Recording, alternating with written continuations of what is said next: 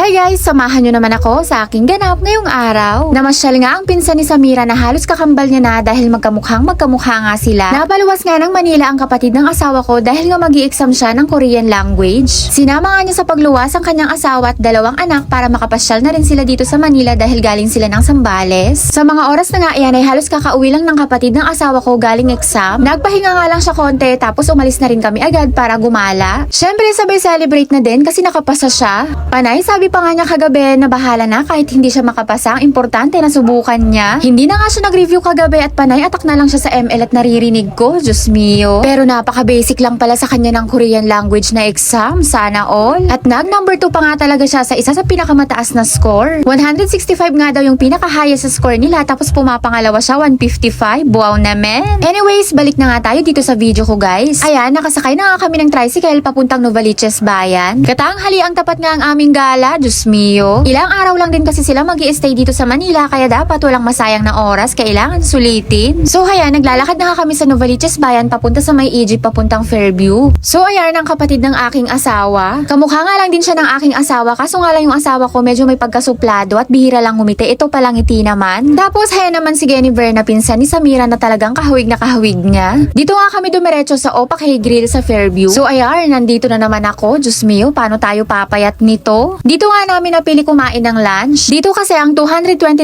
pesos mo bukod sa sangyup, meron pang iba't ibang klase ng ulam kaya maraming pagpipilian tsaka dessert. Kakain nga muna kami ng lunch bago dumiretso ng SM Fairview para maglaro yung mga bata. Opak Hay Grill, Bekenemen. Ilang beses na ako nagpunta dito. Charis. Nang makakuha na nga kami ng mga gusto naming kainin ay ready na. Simulan na ang laban. Diyos mio. Heto nga si Samira ay nauna ng kumain ng dessert. Impacho na naman ang aabutin ko nito. Wala naman ng bayad yung dalawang bata kaya sulit na din. Si Cypher naman ay gustong gusto niya dito dahil kumakain din yan siya ng lettuce. Hindi na ako masyado nakapag-video dyan dahil nga nag-concentrate kami sa pagkain namin para masulit. Pagkatapos nga namin kumain ay dumiretso naman kami dito sa SM Fairview. Malapit lang naman kaya nilakad na lang namin. Naglaro nga agad si Samira at saka si Jennifer. Sobrang saya nga ni Samira na pumunta si Jennifer dito sa Manila dahil nung nakaraan siya yung umuwi ng Zambales para magkita sila. Sobrang miss na miss nga nila ang isa't isa dahil minsan lang talaga sila magkita pag nagbabakasyon lang kami sa Zambales. At syempre mas enjoy si Samira ngayon na naglaro dahil may kasama siya. Binihisan ko na nga pala siya dyan ng leggings dahil paborito niya talaga ang mag-slide. Tuwing mamamasyal nga kami dito ay nagbabaon talaga ako ng leggings niya. At yan nga at kitang-kita naman talaga na nag-i-enjoy ang dalawang magpinsan.